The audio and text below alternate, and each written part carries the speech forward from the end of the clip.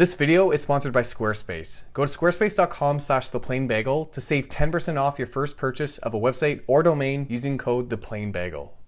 In the world of finance, we are often quick to forget the tragedies of the past, yet valuable lessons are to be had by exploring their causes and effects.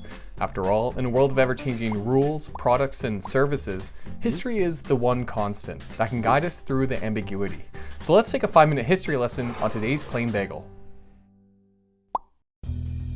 It's early 1993, and the internet is kind of poopy. Sure, the ability to transfer data globally, and developments like the World Wide Web have been revolutionary, but only 2.3% of the US population is actually online. Because unless you're a techie, it's not that easy to use. That is until the release of Mosaic, a user-friendly home internet browser that shows pictures alongside text, the first to do so. Suddenly doing the internet isn't so hard, leading web traffic to increase 1,000% within a month of Mosaic's release. And as the web starts bumping, entrepreneurs make a move. After all, with the internet in its infancy, there's a lot of untapped potential, and with interest rates at their lowest points since the 70s, starting a company is easier than bringing cups to a potluck. So before long, all kinds of .com companies start showing up. From online retailers to search engines, early social media pages to, that didn't take long. But the real gold rush comes late 1995, all thanks to a company called Netscape Communications. You see, Netscape has launched its own internet browser, known as Navigator. And with its faster, easier to use interface, it's made quick work of Mosaic.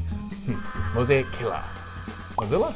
That's good, I'll write that down. But anyway, even though Netscape is losing money to costs, the founders decided to cash in on the browser's success through an initial public offering. Now, normally investors are looking for companies with solid profits to invest in, but Netscape is different. Everyone and their dog uses Navigator, and with internet adoption accelerating, you'd have to be a dummy to pass up on the opportunity. So the stock goes public, and on its first day of trading, its price doubles, with investor demand pushing the company's market capitalization to $2.7 billion in a matter of minutes, something that took General Dynamics 43 years. It's a huge success, with Netscape reaching rock star levels of fame, inspiring a wave of entrepreneurs and exciting investors. And with the proverbial gates of Valhalla now open, we entered the internet age, as people flock to achieve their own online glory. Before you know it, auction sites, web portals, internet radio, and even a food delivery service are coming online, with new companies revolutionizing life as we know it and experiencing huge sales growth right out the gate. Not to mention investors are tossing money at every IPO they can.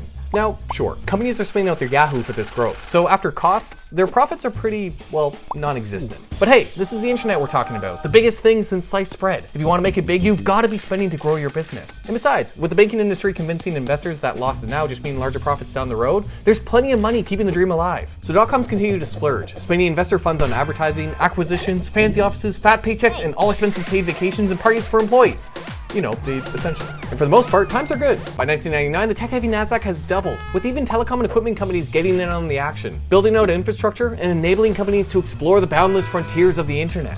But before long, troubling tides begin to emerge. With sales growth becoming the only thing investors care about, companies are employing growth at all cost tactics, selling units at a loss, spending excessively on marketing, and making hasty acquisitions to keep up their growth. Worse yet, some companies are simply adding .com to their name to get in on the hype, with others going public without even having a finished product. But investors have been convinced to look past outdated metrics like profitability and valuation, so they're buying up anything with a pulse and a domain, something that only intensifies when rumors surface of an impending computer calamity, Y2K, a calendar bug that threatens to end technology as we know it. The scare leads to a wave of computer equipment upgrades, boosting business activity and pushing markets into an outright mania. Stocks start seeing 400, 500, nearly 700% returns on their first day of trading, with other takers rising to above 1,000% in 1999 alone. People are leaving their day jobs to trade stocks full time, and as more companies battle for online real estate, things start to feel like a fever dream. Whoopi Goldberg is advertising a crypto wannabe, people are scanning barcodes with cats, and an online retailer has spent millions to make a sock puppet a nationally recognized mascot after mere months of existence. And on March 10th, 2000, the NASDAQ Composite Index hits 5,048 points, a bubble 200 times the size of underlying earnings. But while it would take the index only 5 years to rise over 500%, it would take only half that to undo it all. You see, with the Federal Reserve planning on aggressively tightening monetary policy and insiders cashing out, selling pressure has been on the rise. Not to mention that, after crazy spending, people just don't need as much computer equipment or online retailers. So on March 13th, when it's announced that Japan has entered a recession, the NASDAQ slips, suffering its 4th largest loss up to that point. It's enough to spook investors and get them questioning whether their companies can survive without their cheap capital. The answer? No. Not really. As the taps turn off, .coms find themselves burning through cash. And with promised profits failing to materialize, things go from Mamma Mia to Red Wedding real quick. Within months, companies that had reached $100 million valuations become worthless, and markets tumble as management mishaps and even fraud come to light. By March of 2001, the US is in a recession, and on October 9th, 2002, the NASDAQ bottoms out at 1,114 points, a 77.9% decline from its peak. Over 415,000 IT jobs would be lost as a result of the tech crash, and it would take the NASDAQ 15 years to recover. While some .coms would survive and actually go on to prosper, half would fail by 2004, with many others becoming but shadows of their former selves. Oh, and as for Netscape, the company that arguably kicked this all off, it would lose its market share to a program released just a week after its IPO, Internet Explorer. And while AOL would acquire the company, its name and that of thousands more would eventually fade into obscurity. It goes to show that not all that glitters is gold. And while a great idea can send stock prices to unfathomable levels, it takes but a reality check to pop a bubble. Thanks for watching. Despite the .com crash, the internet, and by extension the web, did of course go on to revolutionize the world, just not in the way many investors had hoped for. In fact, while the number of websites online grew during the bubble, it continued rising after the crash, and currently sits around 1.72 billion. Or should I say 1.72 billion and one, because as of right now, ThePlainBagel.com is live! That's right, thanks to Squarespace who sponsored this video, I now have my own .com. But don't worry, this one's just for fun. And no one can deny having a website is an important part of building a brand, especially when you've named yourself after a popular bread.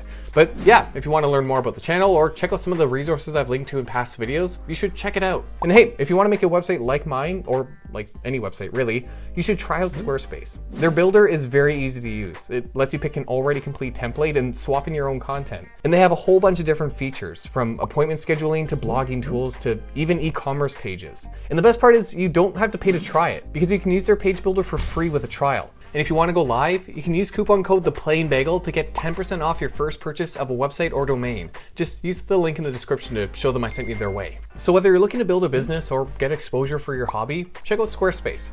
Oh, and come check out my site. I'm very proud of it.